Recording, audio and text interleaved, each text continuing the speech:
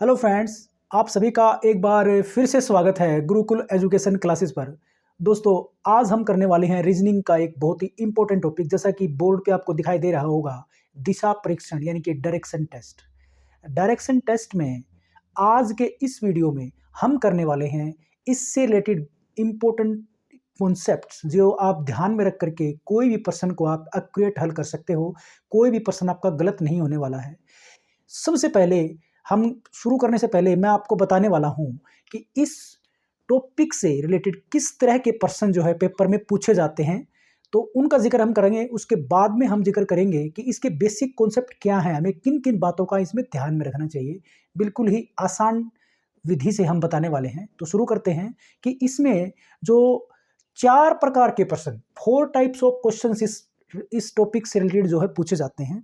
तो जैसा एक तो है हमारा फर्स्ट जो पूछा जाता है कि जैसे आरंभिक या प्रारंभिक कह लो,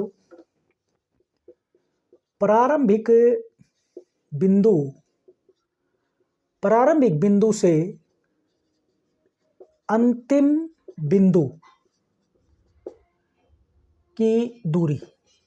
एक तो ये पूछा जाता है, जैसा कि आपने बहुत सारे प्रश्न देखे होंगे।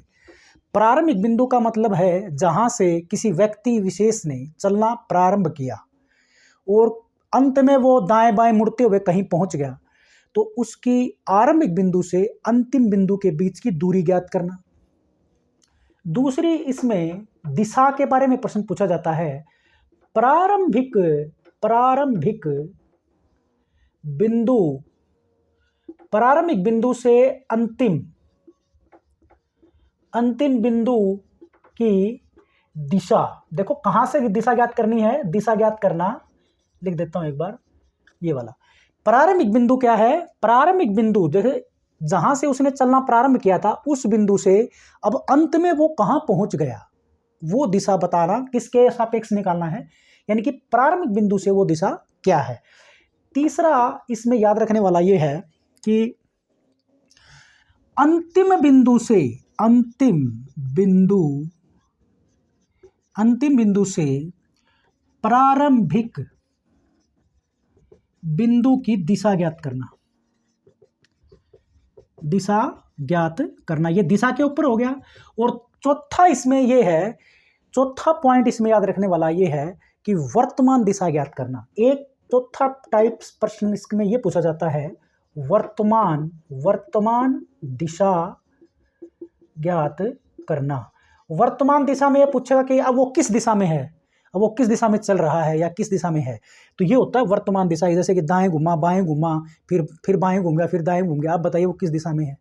एक पूछा जाता है कि भाई आपका आरंभिक बिंदु से वो किस दिशा में है। तो ये अलग अलग टाइप्स जो है बनती हैं। तो इन सभी के से रिलेटेड हम प्रश्न भी आसान तरीके से करने वाले हैं।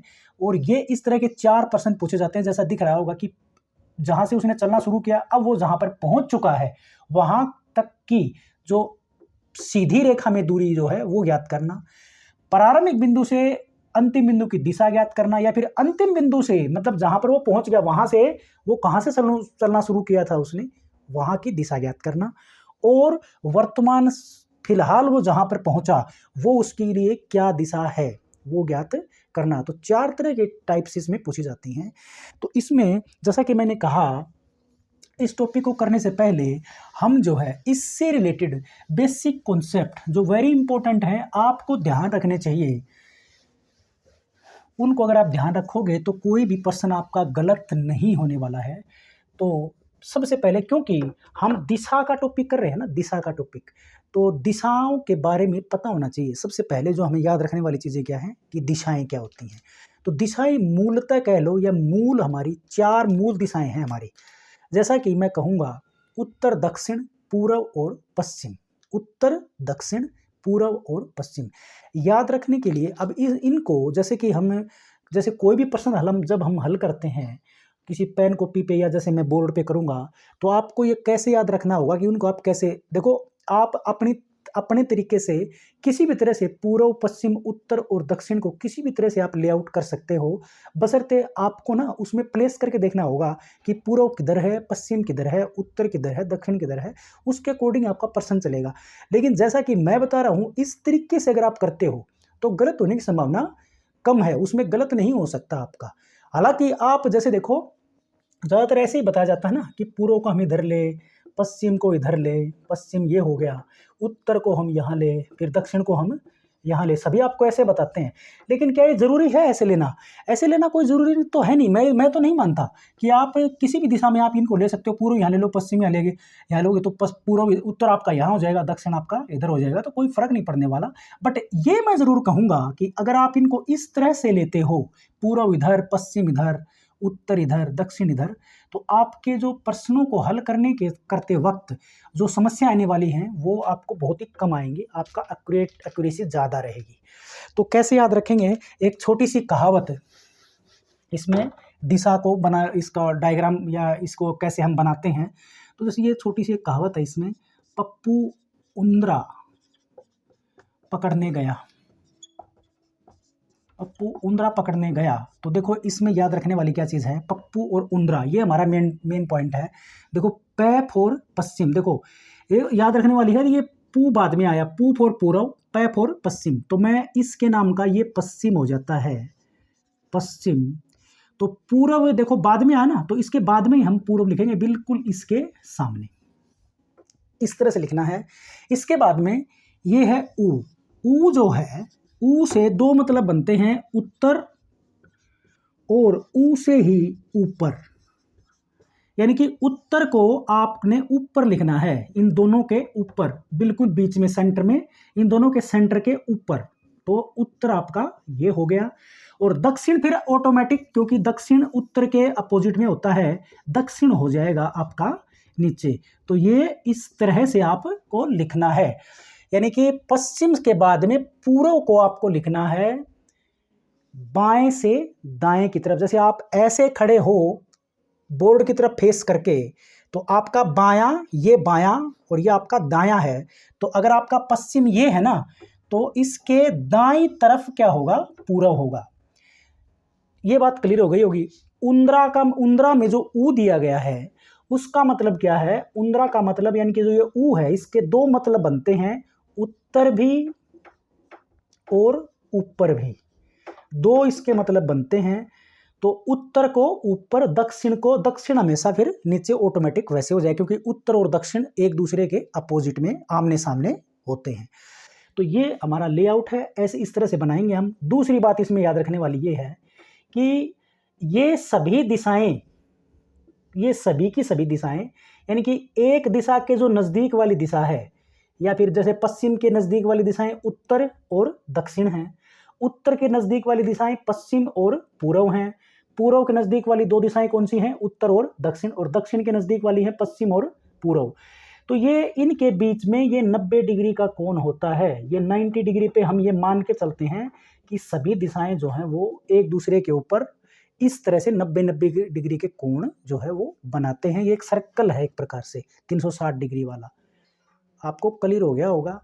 यानी कि ये एक सर्कल है और इस सर्कल के चार दिशाओं में ये सेंटर का ओरिजिन ओ कह सकते हो आप, जिसको हम ओ से लिखते आए हैं हमेशा, ये पूर्व, ये पश्चिम, ये उत्तर और ये दक्षिण। तो ये 90 डिग्री के ऊपर झुके हुए होते हैं।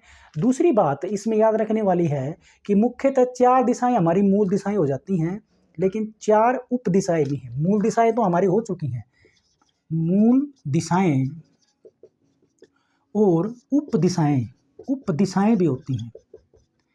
उप दिशाएं भी कितनी होती हैं, टोटल 4 होती हैं भाई। उप दिशाएं कितनी होती हैं, 4। अब 4 उप दिशाएं वो कौन सी हैं, उप दिशाएं जो होंगी वो इनके बीच के में सेंटर में पड़ेंगी। जैसे यहाँ पर ये है एक मूल इसकी उप दिशा, एक उप दिशा ये है, एक उप दिशा ये है और एक उप दिशा ये है।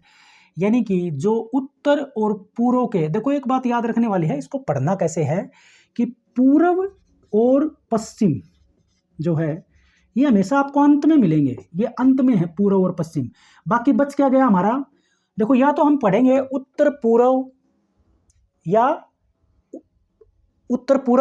या फिर दक्षिण पूर्व। जैसे ये वाला जो है ये क्या है, इसको पढ़ेंगे हम दक्षिण पूर्व, मतलब ये पहले आया। ये क्या है, उत्तर पूर्व, इसमें पूर्व बाद में आया, उत्तर पूर्व डैश लगाते हैं बीच में।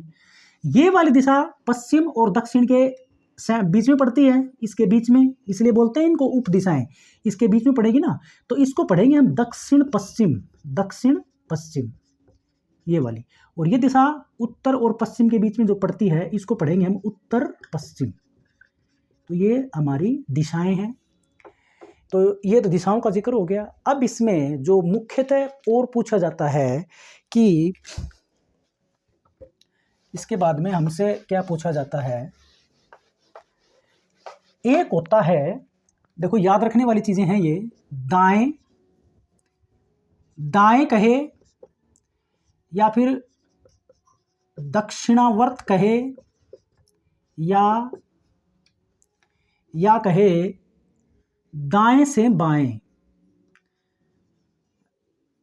दाएं से बाएं नहीं, बाएं से दाएं, बाएं से दाएं, सॉरी, बाएं से दाएं। तो दूसरा है बाएं या वामावर्त, वामावर्त या दाएं, इसमें आएगा दाएं से बाएं। देखो ये बात याद रखने वाली है इसमें।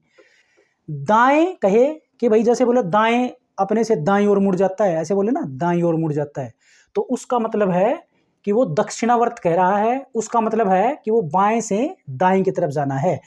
इसको हम इंग्लिश लैंग्वेज से जल्दी समझते हैं। इसका मतलब है क्लॉकवाइज। क्लॉकवाइज का क्या मतलब होता है? घड़ी की दिशा में, घड़ी की सुई के चलने की दिशा में, चलने की दिशा। तो ये क्या होता है? क्लॉकवाइज। और इसका मतलब होता है भैया anti clockwise, anti clockwise. Anti clockwise का मतलब फिर आप समझ ही गए होंगे, घड़ी की सुई के विपरीत दिशा में। तो आपसे कोई ये कहे ना दाईं तरफ मुड़ता है तो वो क्लॉकवाइज मुड़ रहा, घूम रहा है, क्लॉकवाइज। अच्छा एक बात और याद रखने वाली ये है कि अगर कोई किसी को कहे ना कि दाईं तरफ या फिर दक्षिणावर्त या फिर बाएं से दाएं कहे आपसे, इसका मतलब वो 90 डिग्री पे ही घूमता है भाई। ये नहीं मान के चलते कि हम वो, अगर वो घूमने के बारे में जिक्र कर रहा है, अगर वो कोई एंगल बता रहा है, खुद एंगल बता रहा है, वो बात एक अलग है। लेकिन अगर वो घूमने की बातें कर रहा है तो हम उसको 90 डिग्री पर ही घूमना कहेंगे। कि यदि कोई व्यक्ति अगर मान लिया वो जो है पूर्व की तरफ जा रहा था और वहां से कोई उसको ये कहे ना कि वो पूर्व दिशा में, पहले वो 10 मीटर पूर्व दिशा में गया या 10 किलोमीटर पूर्व की दिशा में गया और वहां से दाएं घूमा, तो दाएं घूमने का क्या मतलब है? क्लॉकवाइज घूमा। तो दायां का मतलब वो यहां से 90 डिग्री पे घूमेगा, वो इस तरफ ऐसे। तो हमें ये मान के चलते हैं कि वो 90 डिग्री पे घूमेगा, हम उसको 90 से कम या ज़्यादा का नहीं मान के चलते। याद रखने वाली बातें थी। इसके अलावा देखो एक है इसमें पाइथागोरस प्रमेय, कि जब देखो जैसे प्रश्न हल करेंगे तो ये सारी बातें जो मैं बता रहा हूँ ये आपको बिल्कुल माइंड में क्लियर हो जाएंगी। याद रखने वाली बात है कि यदि वो दाएं गया बाएं गया, जैसे भी जहाँ जिस भी दिशा में वो गया, और लास्ट में यदि एक आयत बन जाता है उसका यदि क्या बन जाता है? आयत। तो आयत के बारे में आप जानते हो, अगर वो दाएं बाएं घूमने के बाद में एक वर्ग भी बन सकता है तो हम वर्ग बन जाएंगे। और यदि तीसरा पॉइंट हमारा ये है कि अगर तिरछी दूरी ज्ञात करनी हो, तिरछी दूरी, तो ये वर्ग बनेगा या फिर आयत बनेगा। इसमें तो आपको पता ही होगा, आयत की आमने सामने की भुजा बराबर होती है। आमने मतलब ये चतुर्भुज हैं दोनों, ये क्या है? दोनों चतुर्भुज हैं, चतुर्भुज हैं। लेकिन यदि इनकी आमने सामने की भुजाएं, आमने सामने की भुजा बराबर हैं और दोनों चारों कोण 90 डिग्री के हैं, 90 डिग्री के कोण बनाते हैं, तो ये एक क्या बन जाती है? आयत। तो हम आयत के गुण की, आयत के जो हमारे नियम है उनके अनुसार जो है दूरी ज्ञात कर लेंगे या दिशा ज्ञात कर लेंगे। ऐसी वर्ग वाली बात है, सभी भुजा बराबर और कोण भी इसमें कितने हो गए डिग्री के होते हैं? 90 डिग्री के होते हैं। सभी भुजाएं बराबर होती हैं, प्रत्येक कोण 90 डिग्री का वर्ग के अंदर। तो सभी भुजा बराबर, तो हम वर्ग वाला नियम लगा करके कोई भी दूरी या दिशा के संबंध में जो प्रश्न आएंगे, हमारा कन्फ्यूजन जो मैं बता रहा हूँ वो क्लियर हो जाएगा। तीसरा पॉइंट हमारा है तिरछी दूरी, यानी कि जिसको तिरछी दूरी को हम कर्ण कह सकते हैं।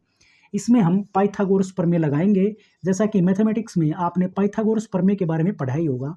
पाइथागोरस प्रमेय के अनुसार कि ये पाइथागोरस ने ये प्रमेय दी थी, उसके अनुसार यदि किसी त्रिभुज की दो भुजाएं आपस में 90 डिग्री के कोण पर मिली हुई हों और तीसरी भुजा जो उन दोनों 90 डिग्री की जो दोनों भुजाएं हैं उनके शीर्षों को अगर मिला दिया जाए तो एक समकोण त्रिभुज जैसा कि इस तरह से आकृति बनती है, ऐसे बना लो चाहे ऐसे बना लो, ये 90 डिग्री का बनता है, ये इसका कर्ण होता है। इनमें से एक आधार होता है भाई, एक आधार एक लंब।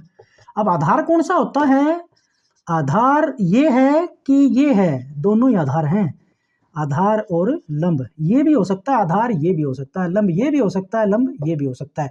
तो ये कंफ्यूजन में मत रहना कि नीचे वाला ही आधार है या ऊपर वाला आधार है, वो भी हम एक टॉपिक कराएंगे पाइथागोरस प्रमेय का, उसमें आपका कंफ्यूजन दूर करेंगे, कौन सा बेस, कौन सा आधार होता है, कौन सा लंब होता है। तो अगर तिरछी दूरी हमारी ये बनती है, ये है तिरछी दूरी, अगर ये ज्ञात करनी हो तो पाइथागोरस प्रमेय के अनुसार जो कर्ण का वर्ग है वो आधार का वर्ग और लंब के वर्ग के जोड़ के बराबर होता है, यानी कि कर्ण का वर्ग आधार और लंब के वर्गों के जोड़ के बराबर होता है। तो इनमें से चाहे ये ज्ञात करनी हो, चाहे ये ज्ञात करनी हो, ये ज्ञात करनी हो, हम इस फार्मूले से जो है वो निकाल सकते हैं। और यदि कोई व्यक्ति दाएं से बाएं, बाएं से दाएं ऐसे जाता है ना, तो हम हल करते टाइम भी हम इसका जिक्र करेंगे कि दाएं से बाएं काटते जाएंगे ऐसे। अगर वो 2 बार बाएं मुड़ जाए या 2 बार दाएं मुड़ जाए तो उसके भी प्रश्न आएंगे, तो मैं यहाँ पर आपको कंफ्यूज नहीं करूँगा, प्रश्नों में हम वो कंफ्यूजन दूर कर लेंगे।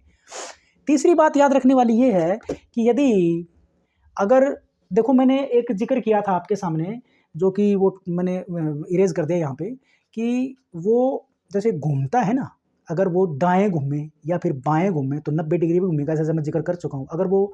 अगर किसी व्यक्ति का फेस, अगर याद रखने वाली बात है, ये भी प्रश्न पूछ लिए जाते हैं कई बार, कि अगर किसी व्यक्ति का जो फेस है या मुंह कहते हैं इसमें, कोई व्यक्ति उत्तर की ओर मुंह करके खड़ा है और वो दाएं घूम जाता है, दाएं घूम जाता है, देखो उत्तर की ओर मुंह है उसका, और अगर वो दाएं घूमेगा मतलब वो क्लॉकवाइज घूमेगा, तो दाएं घूमेगा तो अब उसका फेस किस तरफ होगा? तो वो 90 डिग्री पे मान के बोला था ना मैंने कि हम उसको 90 डिग्री का मान के चलेंगे कि वो 90 डिग्री घुमा। तो अगर उसका फिलहाल फेस या उसका चेहरा उत्तर की तरफ है और एक बार वो दाएं घुमा या फिर दक्षिणावर्त घुमा या फिर बाएं से दाएं कहे, बाएं से दाएं घूमता है, तो अब उसका फेस किस तरफ है? तो उसका फेस हो जाएगा किस तरफ? क्लॉकवाइज घूमेगा, उत्तर से एक बार 90 डिग्री घूमता है वो, एक बार घूमेगा ना दाएं, तो दाएं घूमेगा तो हम ये मान के चलेंगे एक बार घुमाओ 90 डिग्री के ऊपर, तो उसका फेस फिलहाल यानी कि पूर्व की तरफ है, पूर्व दिशा की तरफ। अगर वो ये कहे कि कोई किसी व्यक्ति का चेहरा उत्तर की तरफ है, खड़ा हुआ है, या कोई व्यक्ति उत्तर की तरफ चेहरा करके खड़ा है और वो 2 बार बाएं घूमता है या 2 बार वामावर्त घूमता है या 2 बार दाएं से बाएं घूमता है, मतलब एंटी क्लॉकवाइज घुमा, वो 2 बार घुमा, तो एक बार घूमेगा 90 डिग्री पे तो एक बार तो उसका फेस होगा पश्चिम की तरफ, और एक बार फिर क्योंकि 2 बार घुमा वो, तो दूसरी बार घूमेगा तो उसका फेस चला जाएगा दक्षिण की तरफ, क्योंकि एंटी क्लॉकवाइज वो घूमेगा। तो यह आप कभी आप अपने आप को देखो, कोई भी पर्सन है अगर वो क्लियर नहीं हो रहा है ना, तो अपने आप को प्लेस करके देखिए उसके ऊपर कि आप खड़े हो और आपको कहे इस तरफ घूमना है, तो आपका फेस किस तरफ हो जाएगा, तो आपको ये क्लियर माइंड में जो है हो जाएगा। तो ये था हमारा बेसिक। नेक्स्ट वीडियो हम जो बनाने वाले हैं वो इससे रिलेटेड जो इम्पोर्टेंट टॉपिक्स से रिलेटेड जो क्वेश्चंस आएंगे, जो हम ट्रिक से भी समझ लीजिए या फिर हमारे जो बेसिक फैक्ट है उनसे हम हल करने वाले हैं। तो मिलते हैं नेक्स्ट वीडियो में। चैनल सब्सक्राइब नहीं किया तो कर लीजिए, फ्री है। Thanks for watching.